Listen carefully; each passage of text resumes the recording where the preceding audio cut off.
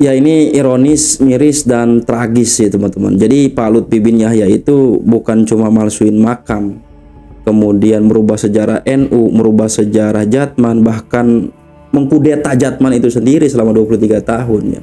Dan diksi soal Pak Lutfi bin Yahya mengkudeta Jatman ini bukan keluar dari lisan orang sembarangan, tapi dari orang yang alim gitu loh. Dari siapa? Dari almarhum Kiai Haji Maimun Zuber. Lah kurang sikoh gimana coba yang nyampein beliau ya, bahwa Pak Lutfi bin Yahya itu mengkudeta Jatman. Dan belakangan ini juga diketahui bukan cuma itu yang beliau lakukan gitu loh. Inilah Allah bukakan ya, Allah bukakan agar kemudian kita belajar dari apa yang sudah terjadi, apa yang saat ini terjadi.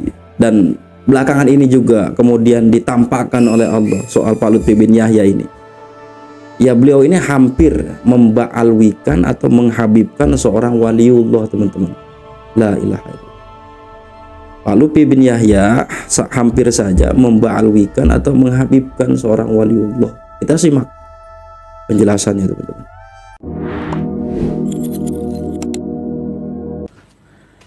Ada foto di belakang saya yang para pemirsa dan pendengar semua ya, khususnya bukan pendengar yang memirsa acara kita malam hari ini. Ini foto siapa? Tebak-tebakan saja coba. Ini foto siapa dan ini foto siapa? Kira-kira jenengan tuliskan di kolom komentar. Ini ngelesot ya, seperti kalau di keraton itu sowan ya, ngesot DP mendekati wadah beliaunya ini asli duriyah wali yang terkemuka ya di daerah Pati sana, yakni Romo Kiai Haji Abdullah Salam Kajen Margoyoso Pati Lor. Kalau ini jenengan pasti ya, saya malah gak kenal. Mohon maaf gitu. Dulu tahun 90-an itu, Pati Kidul itu ada wali namanya Syekh Jangkung. Syekh Jangkung Landoh itu anaknya Said Marwoto, Sunan Umar Said, Sunan Muria, Podo. Syekh Jangkung itu dari Sujinah. Nah, di Pati Kidul ada waliullah Syekh Jangkung Landoh, seorang sufi Jawa asli, nggak begitu alim beliau, tapi banyak karomahnya. Terus kalau di Pati Lor itu ada Syekh Ahmad Mutamakin. Syekh Ahmad Mutamakin itu wali Majdzub asli, bukan Ba'alawi. Majdzub asli tapi bukan Ba'alawi. Keturunan dari ya kalau dirunut ya sampai Brawijaya lah ya. Tapi kadang dirunut sampai Wali Songo ya. Itu kakek buyutnya Kiai Baidillah Ahmad Tamamunji sama Kiai Fuad yang ya biasanya keturunannya itu Majdzub, tapi Majdzubnya tidak meninggalkan syariat. Lah di antara keturunan dari Syekh Ahmad Mutamakin ada beliaunya ini, Kiai Haji Abdullah Salam. Saya pernah mengikuti pengajiannya. Kalau kemis ngaji kitab hikam itu yang ada ribuan. Karomahnya nggak masak. Masak tapi sedikit, tapi makan semua. Heran. Terus ada juga Kiai Haji Sahal Mahfud yang menyelamatkan Nahdlatul Ulama dari cengkeramannya ini.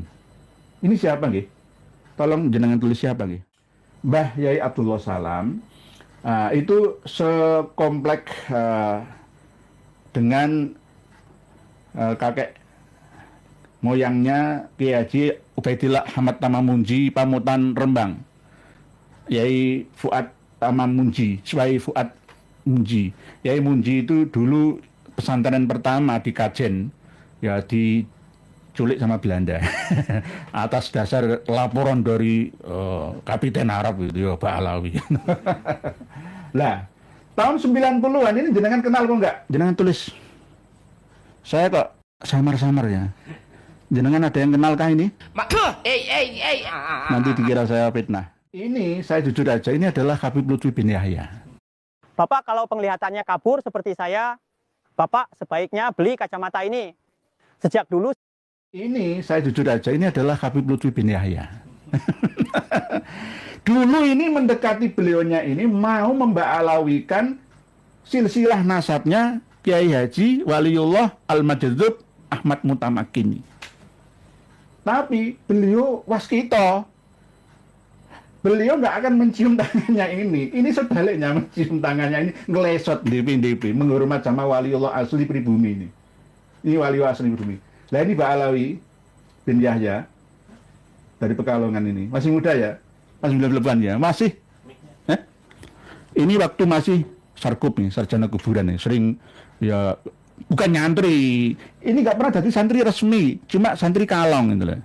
Rungu-rungu. Jadi misalkan kemarin itu waktu di Istiqlal itu ya, masalah membasuh telinga, rukun wudhu ya. Sebenarnya ada, cuma beliaunya kan tidak membahas tentang lintas mazhab. Kalau membahas lintas mazhab dan tidak mengucapkan kata membasuh telinga, lah baru saya bisa membelanya gitu loh. Karena di dalam mazhab Imam Hambali telinga itu masuk kategori kepala. Lah mengusap membasuh telinga itu sudah cukup, nggak usah membasuh wamsahu biru usikum, nggak perlu. Menurut Imam Malik dan Imam Hambali. Lah apakah mengusap telinga itu bagian daripada fardunya wudhu, rukunnya wudhu? Bisa juga. Bisa juga. Tapi beliau tidak menerangkan pendapat lintas mazhabnya. Malah mengatakan membasuh. Membasuh dengan mengusap itu beda. Membasuh itu harus airnya bisa mengalir. Kalau mengusap cukup basah saja. Mashu sama ghusl itu beda. Nah, dalam lintas mazhab yang lain juga masalah wudhu kan ya ayyuhalladzina amanu idza qumtum ilas sholati faghsilu wujuhakum wa aydiyakum ilal marafiqi wamsahu biruusikum. Lah, biruusikum ini menurut Imam Hambali, Imam Maliki sebagian, ya termasuk ini. Telinga itu bagian daripada roksun. Tapi menurut Imam Syafi'i tidak, telinga beda. Membasuh telinga berarti sunnah. Itu. Lah, ada pembela dari kalangan mukibin beliaunya ini yang harus saya patahkan. Nah, sebenarnya saya ini kan orang terbuka, maksudnya menerima asalkan ada dalilnya. Misalkan seperti Nabi Adam, ya punya ibu tidak punya bapak, misalkan Nabi Adam itu bukan manusia pertama, misalkan. Ya saya punya dasarnya itu loh, dan bisa dikaji oleh semuanya. Lah, beliaunya ini tidak menyampaikan itu. Sama pengagumnya, mukibinnya, ya beliau itu alim allamah, lintas mazhab ilmunya allamah. Pret, nggak begitunya. Nggak sebegitunya. Karena beliau tidak menerangkan ini bahkan lintas mazhab. Karena kebanyakan di Indonesia ini mazhab Syafi'i mengusap telinga itu sunnah. Gitu loh. Lah beliau mengatakan membasuh telinga. Membasuh itu harus basah dan mengalir airnya. Kalau mengusap cukup basah saja. Wamsahu biru usikum wa arjulakum boleh, wa arjulikum boleh. Nah ini kalau itu saya bela. Jadi bisa juga mengusap kaki, mashul khuffi itu kan boleh, ya kan? Itu membacanya bukan la, gitu. Ya ayyuhalladzina amanu idza qumtum ilas sholati faghsilu wujuhakum wa aydiyakum ilal marafiqi wamsahu biruusikum wa arjulikum lili, pakai li itu boleh. Wa arjulikum bukan wa arjulakum, tapi yang mushaf Utsmani kan wa arjulakum karena atofnya ke farghsilu wujuha. Nah, maf'ul wujuhakum bukan wujuhikum.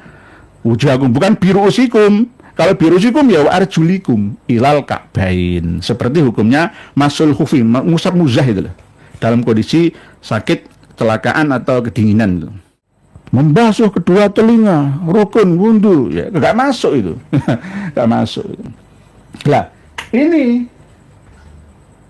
Habib Lutfi bin Yahya pada waktu masih mendekati beliaunya, dirayu-rayu kalau ikut Ba'alawi, ya, Syekh Ahmad Muntamakin kan cucu Nabi.